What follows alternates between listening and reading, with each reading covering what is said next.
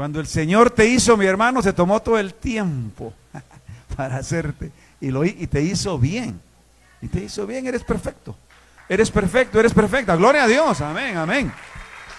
Alaba al Señor, y eso es bueno, porque el Señor nos hizo perfectos. Obviamente sabemos y entendemos, especialmente en lo que hemos estado estudiando en Casas de Bendición, que sí, a pesar de que el Señor nos hizo perfectos, y cuando Él terminó de hacer la creación, incluyéndonos a nosotros, se dio cuenta y dijo, wow, lo que hice ha sido bueno. Bueno. Ahora, el pecado lo arruinó y lo distorsionó todo. Y de manera especial, esta semana estuvimos viendo la historia de Caín y Abel, ¿recuerdan ustedes? Y la diferencia que existe cuando alguien se determina a adorar a Dios, y en este caso fue la descendencia de Seth, el tercer hijo de Adán y Eva, el que reemplazó a Abel, ¿recuerdan? Porque Caín lo mató.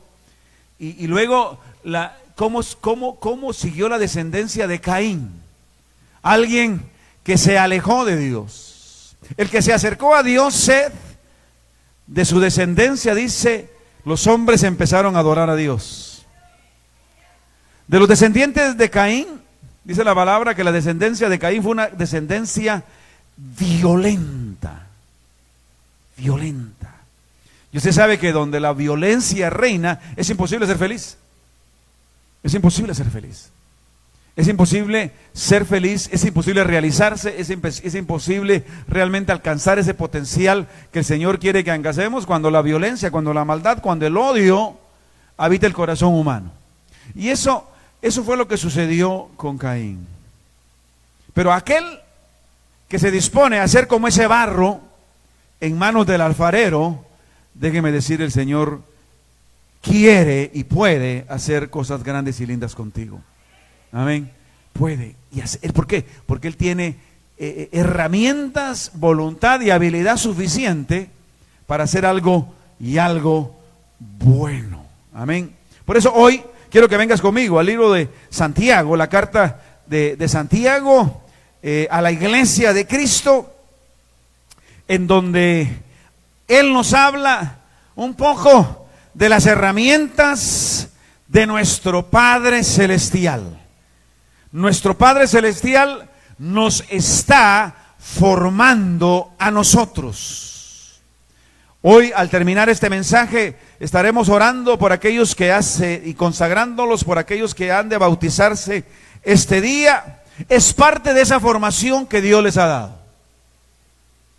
Es parte de ese proceso en el cual el Señor los ha llevado, y hoy ellos determinan consagrar su vida a través de las aguas del bautismo, porque el bautismo es eso, consagrar nuestras vidas exclusivamente a Él. Ese es el bautismo. El bautismo es el equivalente en el pueblo de Israel a la circuncisión.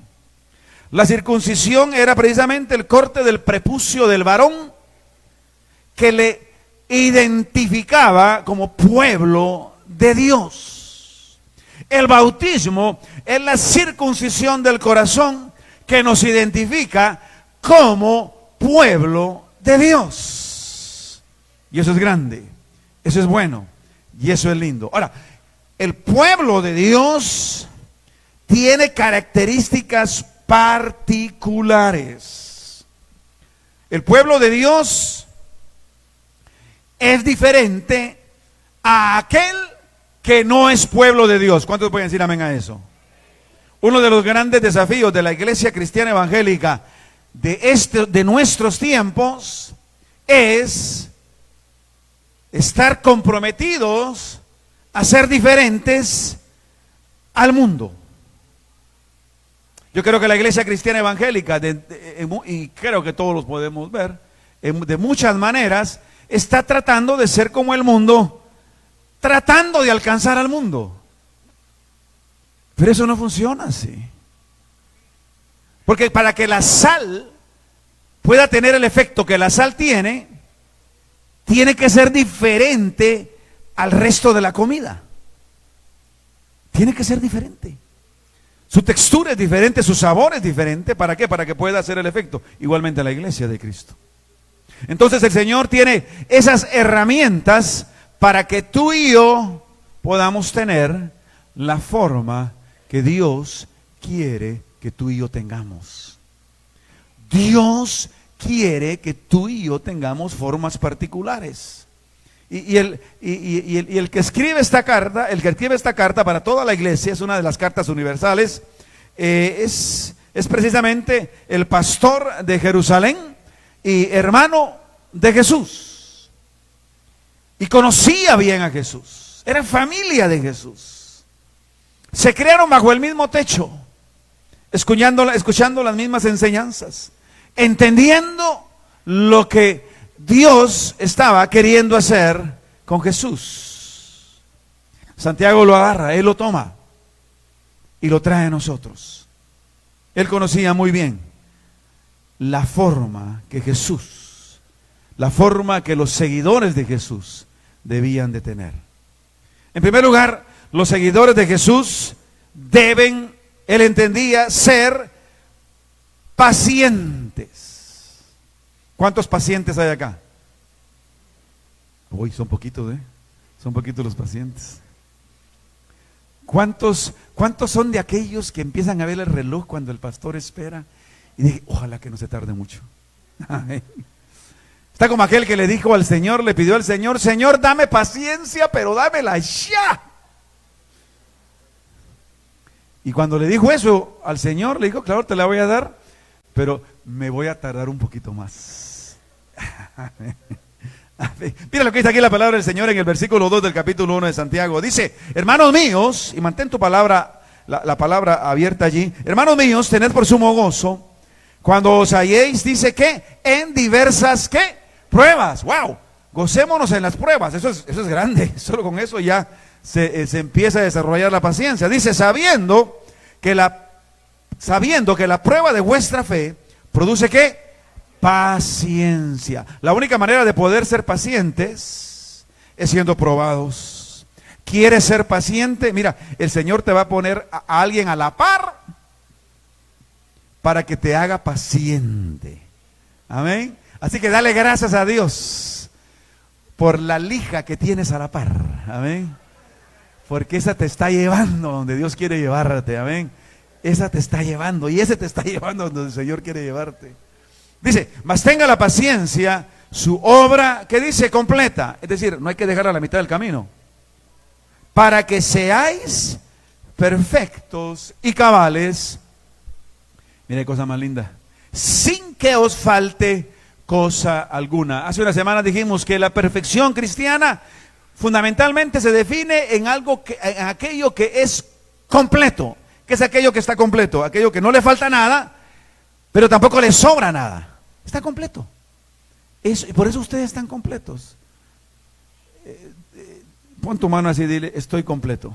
Estoy completo. Dile a que está a la par, tú estás completo. No te falta nada, ni te sobra nada. Amén. Y si te sobra algo, ahí te encargo que me lo pases. Amén. Mira lo que dice la palabra del Señor en Proverbios 14:29. Dice, el que tarda en airarse es grande en entendimiento. El que tarda en airarse. ¿Cuántos enojados hay aquí? Nadie diga amén, porque no le conviene. Dice, ahora, ¿por qué? Porque el impaciente de espíritu pone de manifiesto su necedad. Hay gente que explota. ¿Cuántos explosivos hay acá? Ninguno diga amén, por favor. Pero lo cierto es que estoy seguro que más de alguno que está acá es explosivo o explosiva. No lo seas. No es voluntad de Dios. Algunos dicen, es que yo soy así. Bueno, pues precisamente ese es el problema, que eres así. Mira, cuando uno dice yo soy así, eso no es bueno. Es que yo soy así, especialmente o exclusivamente cuando estamos hablando de algo malo, algo que no sirve. explotar no sirve, no es bueno. Digo conmigo, explotar no sirve. Explotar no sirve.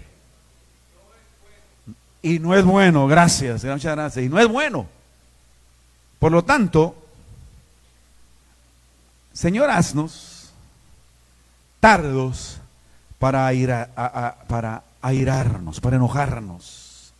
Porque haciéndolo así, manifestaremos que nuestro entendimiento es grande. Es decir, nuestra capacidad de procesar pensamiento, nuestra capacidad de vivir la vida es grande. Esta vida es de aquellos que tienen paciencia. Alguien decía que la paciencia es la madre ¿de qué? De la ciencia. Es decir, de todo aquello que va a servir. Entonces la primera herramienta que el Señor tiene para cada uno de nosotros es la paciencia. ¿Y cómo el Señor nos hace pacientes? Probándonos. ¿Y cómo nos prueba el Señor? Mira quién tienes a la par. Y por ahí el Señor te está probando. Amén. Ahí el Señor te está haciendo como Él quiere que tú seas. Pero también el Señor nos moldea de otra manera, o quiere hacernos también de otra manera preciosa, lo cual es la sabiduría. Dios quiere que tú y yo seamos sabios. Sabios. ¡Wow! ¿Alguna vez alguien le ha dicho a usted, hermano, hermana, usted es sabio, usted es sabia? Si alguien te ha dicho así, dale gloria a Dios, ¿verdad? Porque eso es lo que Dios quiere. Si no te lo han dicho, bueno, entonces sé sabio. Mira lo que dice aquí la palabra del Señor en el versículo 5. Si alguno de vosotros tiene falta de sabiduría, ¿qué dice? Pídala a Dios, el cual da a todos, como da la sabiduría, abundantemente. ¿Y qué? Y sin reproche. ¿Y le qué? ¿Será qué? Dada. Mira, esa es una también de las cosas en las cuales el Señor quiere que tú y yo seamos diferentes. En ser hombres y mujeres sabios y sabias. Sabios y sabias. ¿Qué es la sabiduría?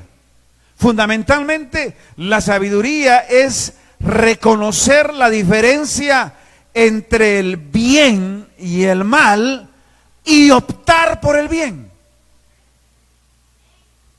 Esa es fundamentalmente la sabiduría. Saber y entender cuál es el bien y el mal y optar por el bien siempre. No es fácil, pero es sabio.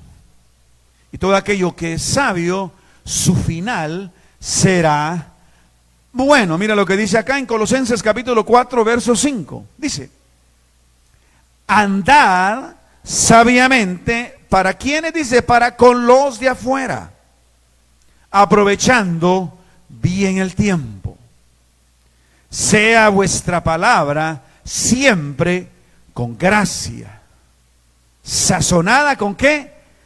Sal. ¿Ha comido usted alguna comida sin sal que supondría llevar sal? Bueno, yo sé que la sal no es muy buena para la presión arterial, pero para la Biblia está bueno, ¿eh?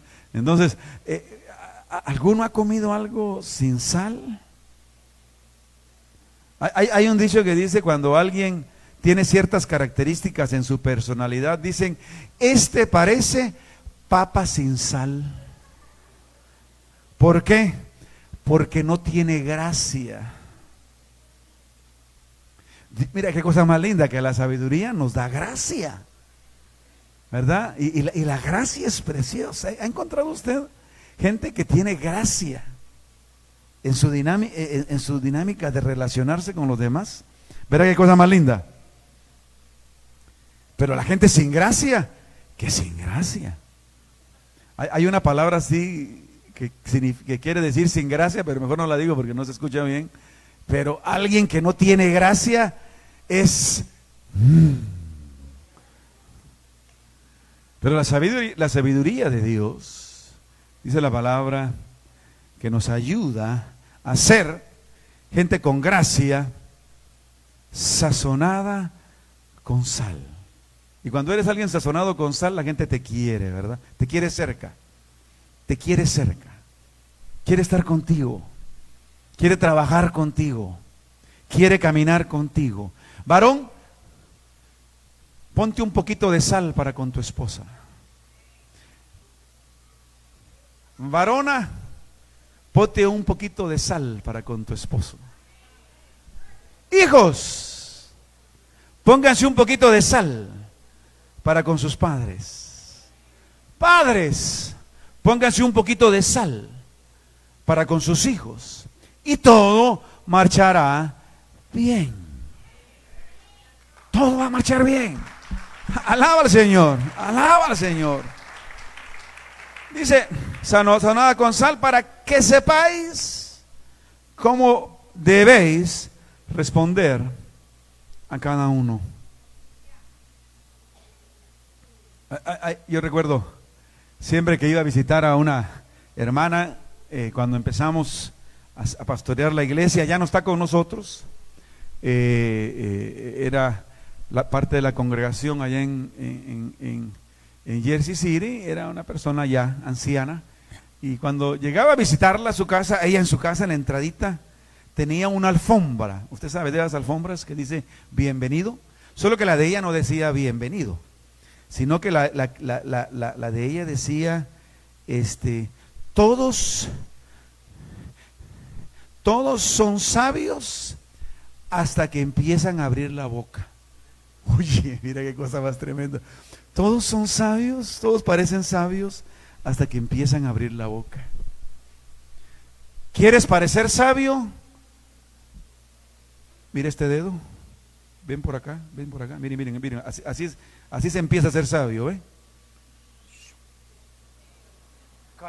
Calladito. Todo aquel que es capaz de ponerse el dedito así en la boca, empieza a ser sabio. Y cuando ya se puso el dedito en la boca y sabe que tiene que empezar a decir cosas, las dice con la gracia que el Señor da.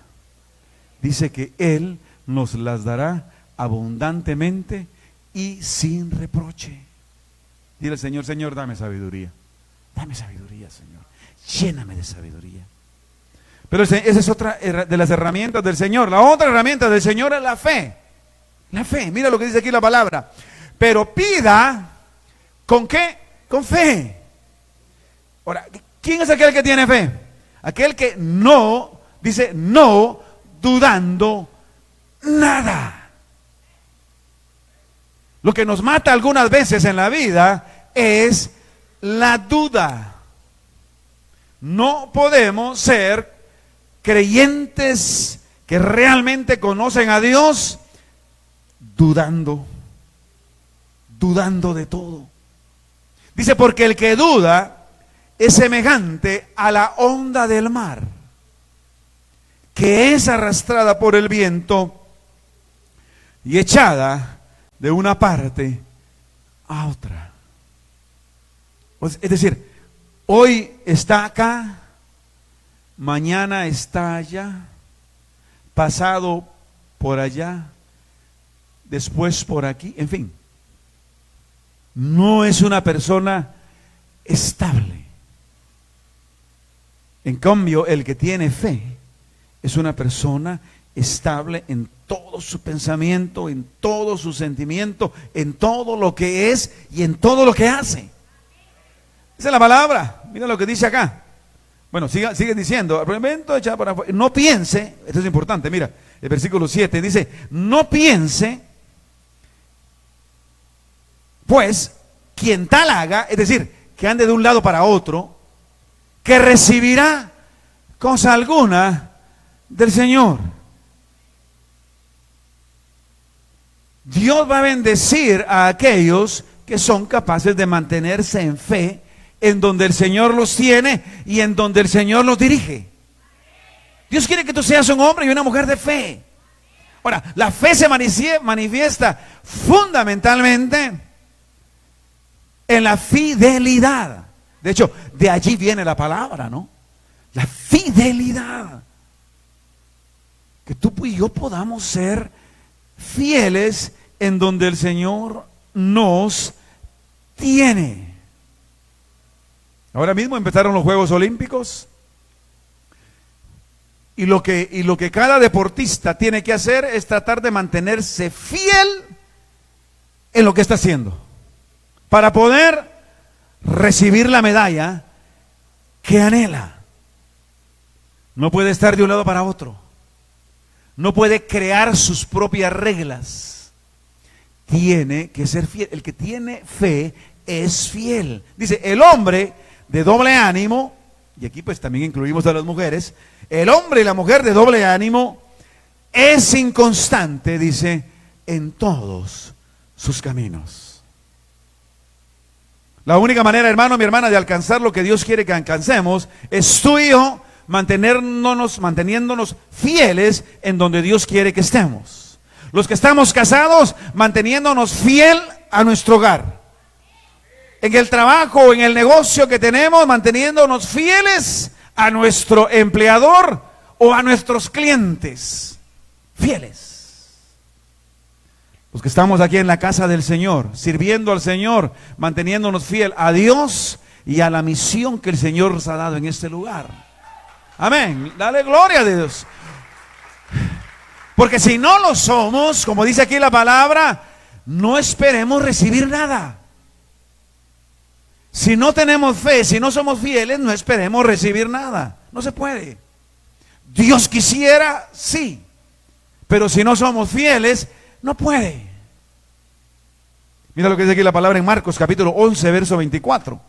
Dice, por tanto os digo que todo lo que pidáis orando, escuchen bien esto, creed que lo recibiréis.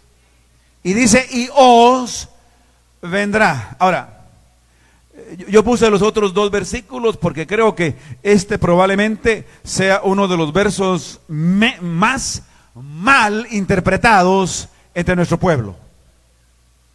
Porque le decimos, le voy a pedir al Señor lo que yo quiera y me lo tiene que dar. La respuesta es sí, pero no. El Señor pone condiciones para aquellos que le pedimos a Él. Y las condiciones empiezan en lo más profundo de tu alma. Porque mira lo que dice las siguientes palabras de Jesús en el 25. Y cuando estéis orando, pidiendo, ¿no? ¿Qué dice? Perdonad. ¿Cuántos amanecieron hoy enojaditos? ¿O cuántos en el camino se enojaron? ¿Qué dice el Señor? Perdonen. Dile que está la parte perdono. Amén.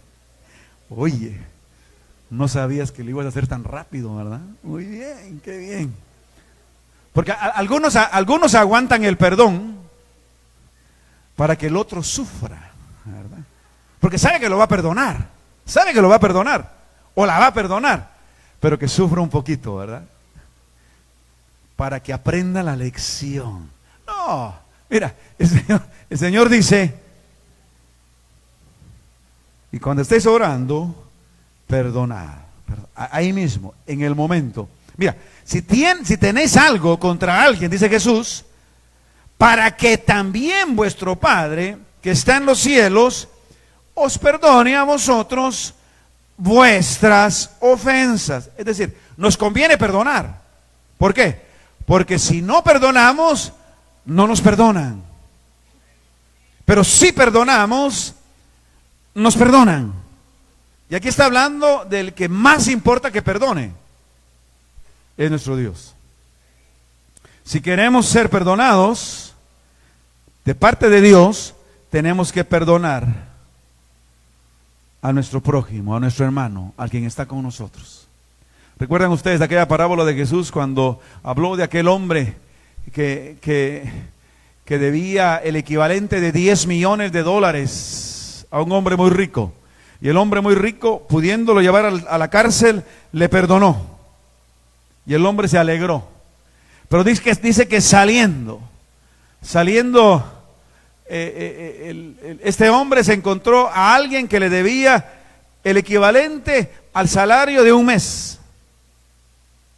Y dice la palabra que este hombre, a quien se le habían perdonado 10 millones de dólares, no fue capaz de perdonar $2,000. No fue capaz de hacerlo. Y dice que el Señor, ese hombre grande, el que perdonó 10 millones de dólares, se dio cuenta que aquel a quien había perdonado los 10 millones de dólares no fue capaz de perdonar los $2,000. Y lo fue a buscar. Y le dijo, no está bien lo que hiciste, porque yo te perdoné de algo grande y tú no fuiste capaz de perdonar algo pequeño.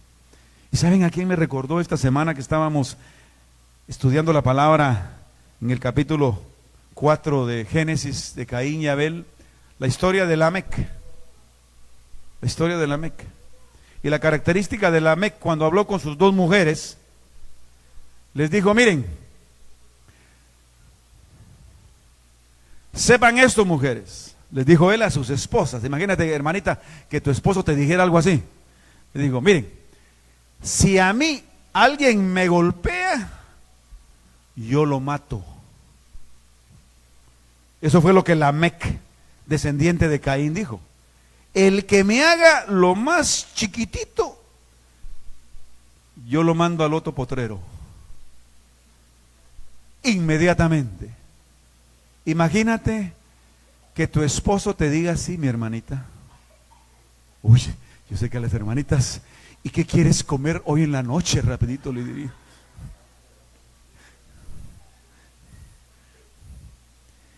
Y el mismo Lamec dice, si estuvo dicho que el que le hiciera algo a Caín se le castigaría 7 veces, Lamec dijo, si alguien me hace a mí algo,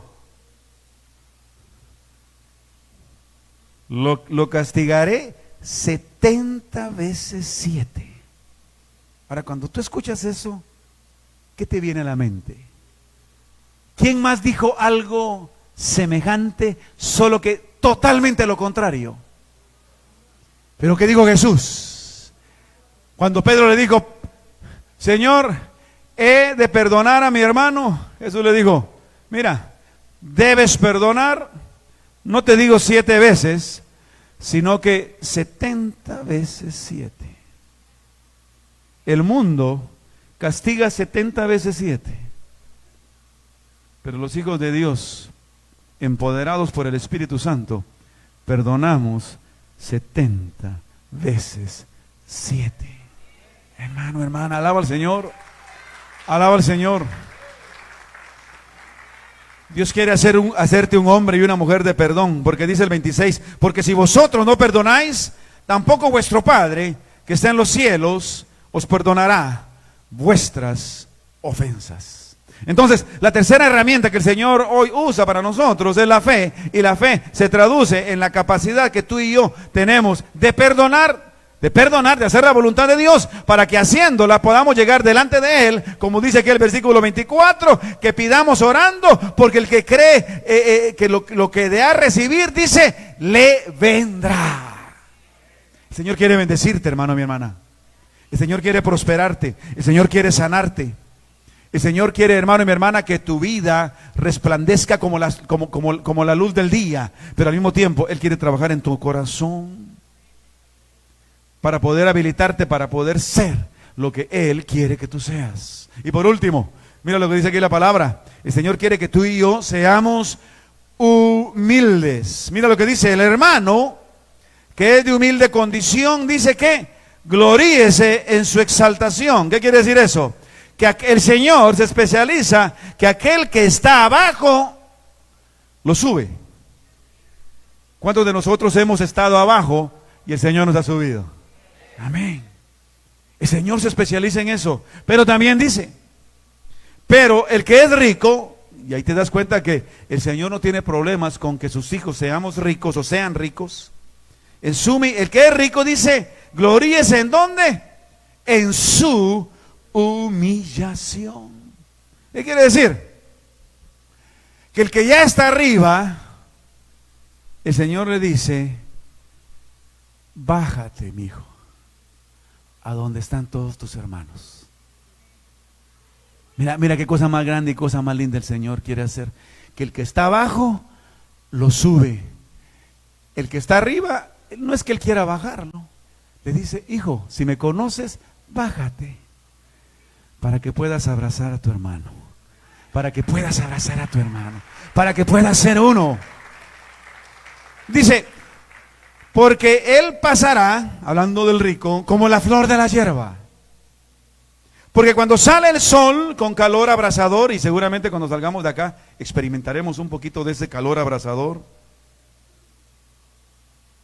la hierba, que dice, se seca, su flor se cae y perece su hermosa apariencia. Así también se marchitará el rico en todas sus empresas. Por eso le dice al rico, bájate. Al pobre le dice, yo te subo, déjame que te suba, déjame que te suba. Eso es lo que Dios quiere para ti y para mí. Mira lo que dice 1 Pedro 3:8. En fin, sé todos de un mismo sentir. ¿Cómo? Compasivos, amándoos fraternalmente, misericordiosos, amigables. No devolváis mal por mal, ni maldición por maldición, sino por el contrario, bendiciendo, sabiendo que fuisteis llamados a heredar bendición. Dale honra, gloria y alabanza al Señor. Dios quiere bendecirte, pero quiere que seas como Pedro nos está diciendo. Y por eso el Señor ha utilizado todas esas herramientas para que tú y yo podamos reflejar a Cristo en toda nuestra manera de ser, en toda nuestra manera de vivir. Hermanos, tú y yo como seguidores de Jesús debemos inevitablemente reflejar a Jesús. Amén.